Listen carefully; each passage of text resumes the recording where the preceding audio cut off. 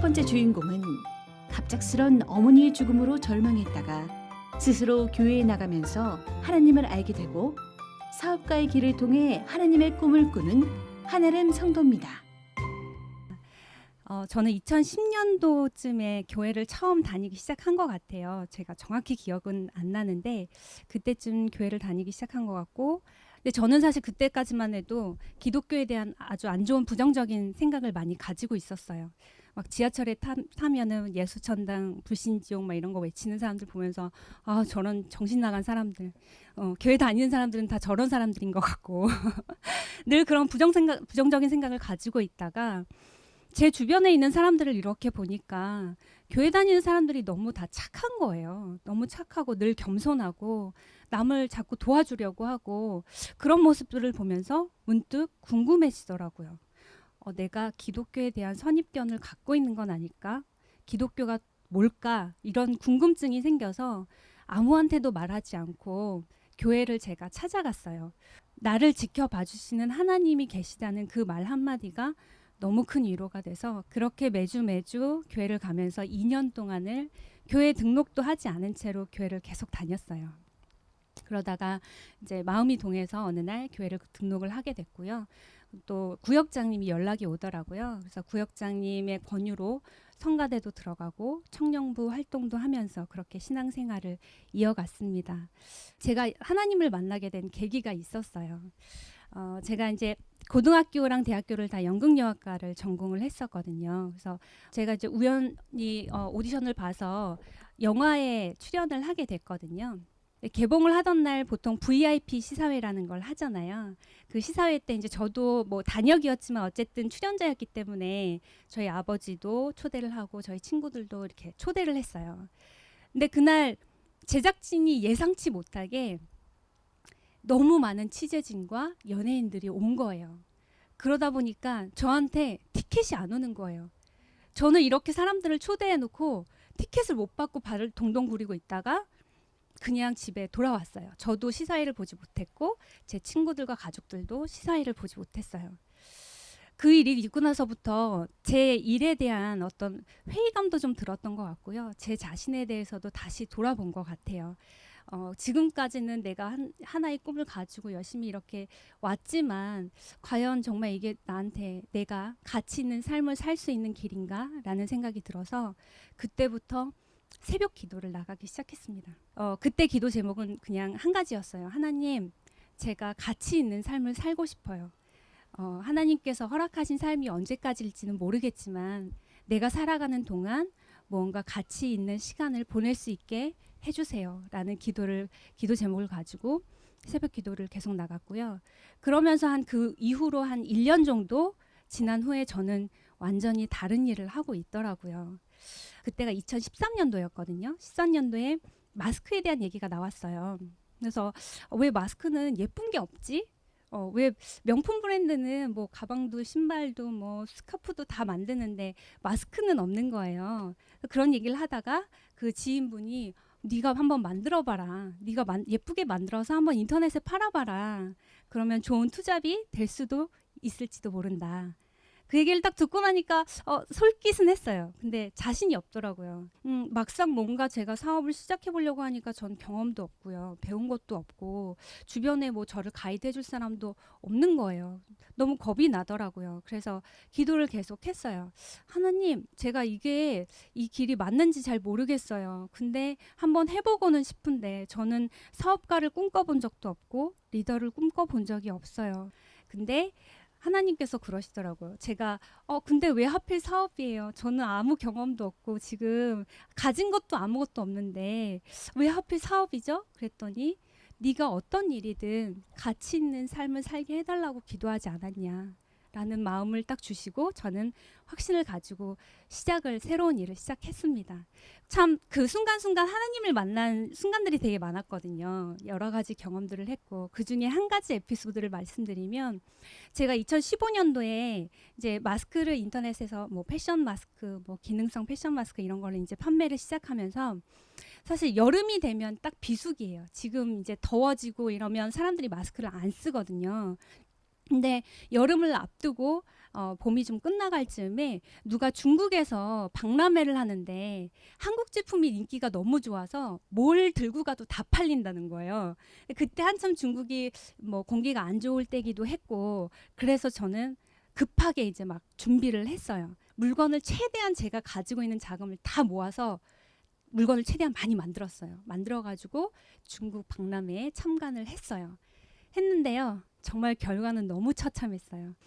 물가도 굉장히 낮은 상태였고, 그러다 보니까 한국 제품들이 그분들한테는 너무 비싼 거죠. 정말 하루하루가 박람회를 하면서 진행하는 동안 너무 불안한 거예요. 물건은 하나도 안 팔리고, 이대로는 정말 한국에 다시 도로 싸들고 가는 것도 사실 돈이 많이 들거든요. 화물비가. 그리고 한국에 가서도 너무 막막한 거예요. 이제 지금 돈을 여기 와서 다 썼는데 어떻게 이걸 재고를 떠안고 겨울까지 버티지? 라는 생각에 중국에 있는 내내 단 하루도 잠을 제대로 못 잤어요.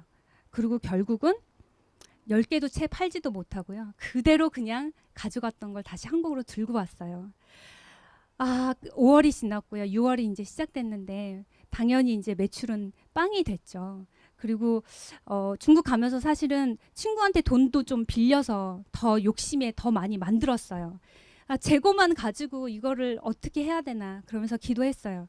하나님, 여기까지가 끝이면 이것도 이유가 있으시겠죠. 이렇게 고난을 겪게 하시는 이유가 있으실 테니까 제가 이거를 잘 헤쳐나갈 수 있도록, 잘 정리할 수 있도록 주님 도와주세요. 인도해 주세요라고 기도를 했는데요. 한국에 들어와서 한 일주일 정도 지났을 때 어느 날 갑자기 아침에 눈을 떴더니 뉴스에서 메르스 환자가 발생했다는 거예요. 그래서 그런가 보다. 또 이틀째가 됐어요. 메르스 환자가 더 많이 생겼다는 거예요. 그러더니 갑자기 제 인터넷 사이트에 주문이 자고 일어나면 쌓여 있는 거예요. 눈 뜨면 주문이 막 쌓여 있는 거예요. 2주 만에 중국에 가져갔던 제품들은 다 완판이 됐고요. 이렇게 준비를 시키셨구나.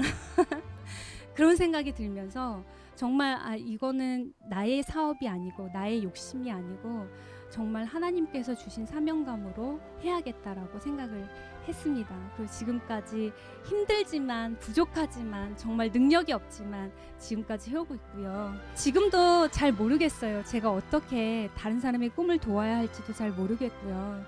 저에게 어떤 능력이 없기 때문에 그냥 오직 주님만 의지하면서 가고 있거든요. 그렇지만 하나님께서 또 계획하신 바가 있을 것이라고 믿고 항상 가고 있습니다. 오늘 또 이 간증을 통해서 처음 주신 그 하나님의 사명과 또 그동안 주셨던 은혜를 되새기는 기회가 됐던 것 같습니다. 감사합니다. 네, 우리 시어머님이기도 하시고 전도사님이기도 하시는데요. 며느님의 간증을 듣는 내내 참 흐뭇한 표정으로 들으셨어요. 네, 그렇습니다. 어떻게 들으셨나요? 하나님을 만난 이후에 정말 하나님을 의지하는 삶이 제가 이제 며느리로 본 지가 딱 1년인데 네. 그동안에 겪으면서도 참 착한 심성이 착한 아이다 이렇게 생각하고 너무 좋았지만 오늘 간증은 사실 네. 저는 오늘 처음 듣습니다. 네. 이 간증을 들으면서 마음이 너무 하나님께 감사드리고 저란 정말 심성이 고운 마음을 가지고 있어서 하나님께서 또 은혜 가운데 인도하시는구나. 오직 주님만을 바라보는 그 신앙이 그냥 아주 기특하고 네. 하나님께 감사를 드립니다. 네. 아니 우리 어머님의 표정을 보면 내 마음에 있는 얘기를 다 꺼내고 싶을 만큼 네, 그렇습니다. 푸근하신데 실제로 우리 며느님과 기도 제목을 나누면서 기도를 하신다고요. 네, 네. 항상 작은 일이라도 저한테 기도 부탁을 하고 저 역시도 제가 기도할 것이 있으면 같이 공유를 합니다.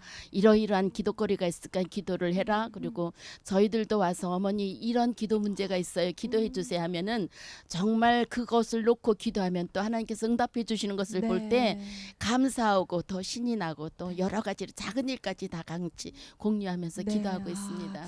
정말 처음 질문지를 받았을 때 시어머님과 기도 제목을 나눈다.